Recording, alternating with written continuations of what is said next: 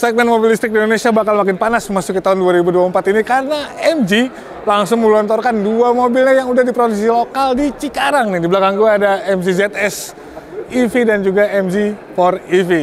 Nah, karena udah diproduksi lokal, harganya juga itu bikin gregetan banget dan kita bakal cari tahu seberfaedah apa mobil ini ketika dipertimbangkan untuk dibeli. Nonton terus videonya.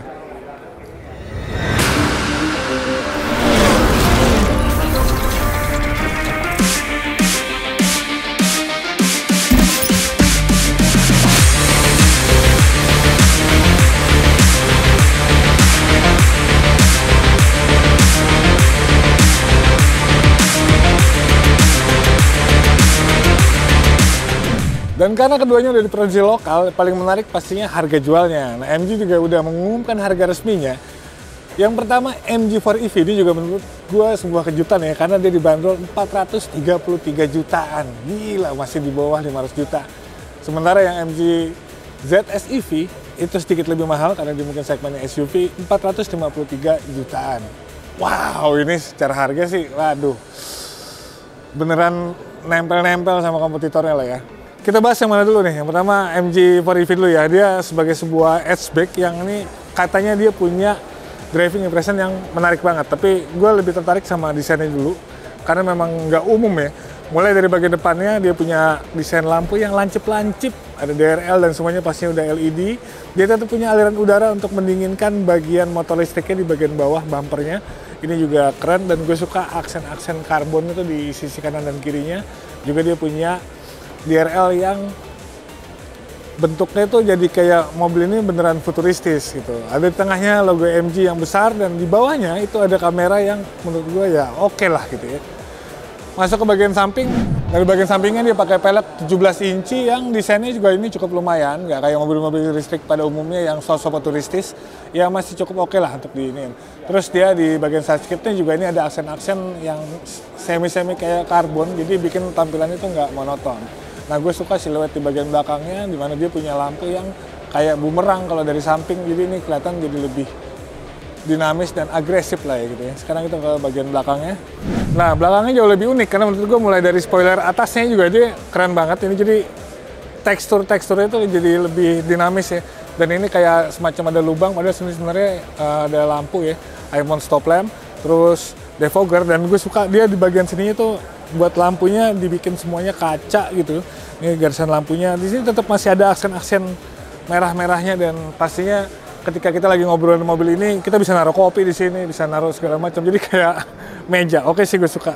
Dan bagian bawahnya bumpernya juga ini cukup lumayan atraktif. Jadi bikin tampilan dia tuh bakal mencolok banget ketika dipakai di jalanan. Nah, di bagian dalamnya juga ini menurut gue cukup unik nih mobilnya. Dia punya setir yang di atas sama bawahnya flat dan ini udah dilapis kulit. Kanan kirinya pasti udah banyak tombol-tombol gitu ya. Terus di sini MID-nya sama head unitnya ini juga punya kemiripan lah gitu. Jadi harusnya tuh ini jadi satu layar yang sama, tapi sengaja dipisahin sama MG ya. Yang di sini kalau nggak salah sekitar 10 inci, yang ini malah lebih gede, 13-an ya kalau nggak salah gitu ya.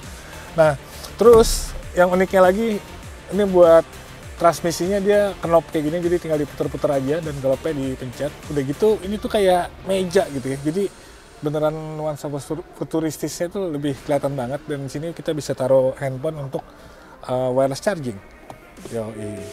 Nah, asik banget kan. Di bawahnya tetap ada tempat penyimpanan yang menurut gue cukup lega dan ini bisa ditutup juga. Udah gitu di sini sandaran tangannya juga tetap punya ini ya. Nah, joknya ini juga cukup oke walaupun dia perpaduan antara bahan pabrik sama semi kulit kali ya, tapi ini cukup oke lah dengan harga yang masih di bawah 500 jutaan. Nuansa kabinnya menurut gue cukup memadukan antara mobil konvensional sama futuristis, jadi kita nggak terlalu aneh-aneh banget ketika coba untuk nyetir gitu ya. Oke.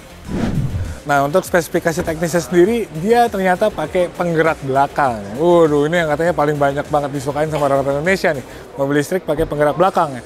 Nah, dia punya daya sampai 125 kW. Jadi untuk akselerasi dari 0 sampai 100 km per jam itu cuma butuh waktu 7,7 detik. Ini sebenarnya cukup lumayan gesit mobil. Terus kayak gitu dia pakai baterai lithium ion phosphate yang kapasitas itu 51 kWh. Jadi baterai itu tuh punya jarak tempuh sampai 425 km. Cukup lumayan. Nah, baterainya juga ini sangat tipis, jadi cuma sekitar 110 mm atau lebih tipis dari minuman kaleng yang punya ukuran 123 mm. Nah, kalau yang tadi hatchback, sekarang kita yang versi SUV-nya, MG ZS EV. Sebenarnya ini mobil juga udah nggak asing-asing banget, karena versi bensinnya juga udah pernah ada di Indonesia. Bahkan yang versi listriknya, kita juga udah pernah nyobain sekitar 2 atau 3 tahun yang lalu ya. Sekarang kita bahas secara tampilan, sebenarnya dia nggak beda-beda jauh banget. Dia tetap menciri khas sebuah MG ZS, cuman ini bedanya adalah sebuah EV. Paling kalau misalnya kita lihat perbedaannya itu ada di bagian grillnya, yang tadinya ada bolong-bolongnya sekarang nggak ada. Jadi dibikin kayak motif diamond kayak gitu, dan uniknya di sebelah logo MG-nya itu ada buat soket pengecasan. Jadi mobil ini tuh jadi lebih terlihat unik dan futuristis gitu ya. Paling terus segitu, bagian bumpernya juga dibikin lebih minimalis dengan asen-asen titanium. Sementara di bagian samping dan juga belakang ini sebenarnya secara keseluruhan masih tetap sama lah. Kalau ini adalah sebuah MG ZS yang dijadikan listrik, gitu kali ya. Sekarang kita coba masuk ke bagian kabin nih.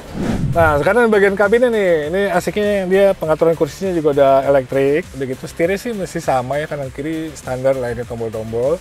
Terus di sini ada layar yang juga dibikin kayak floating, jadi kayak tab yang ditempel gitu di sini ya.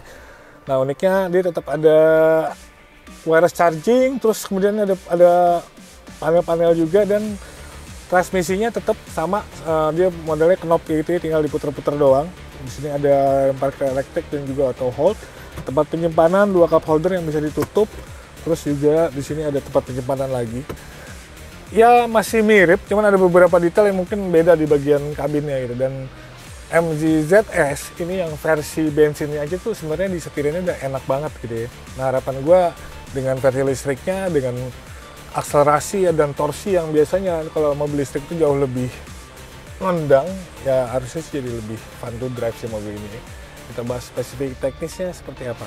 Nah, untuk spesifik teknisnya nih sekarang kita lihat bagian mesinnya. Kalau yang tadi 4EV kan lebih rapih ya, kan ada covernya. Kalau ini dibiarin terbuka, jadi kita beneran bisa ngelihat jeroan di balik cupnya itu ada apa aja.